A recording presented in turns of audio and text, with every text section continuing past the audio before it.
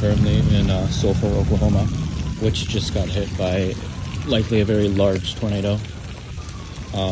There is lots of debris. The worst of it is over to the east of me. I'm trying to stay out of that way for fire and rescue, but even over here there's branches down everywhere, trees down. We have some metal here. It is not looking good.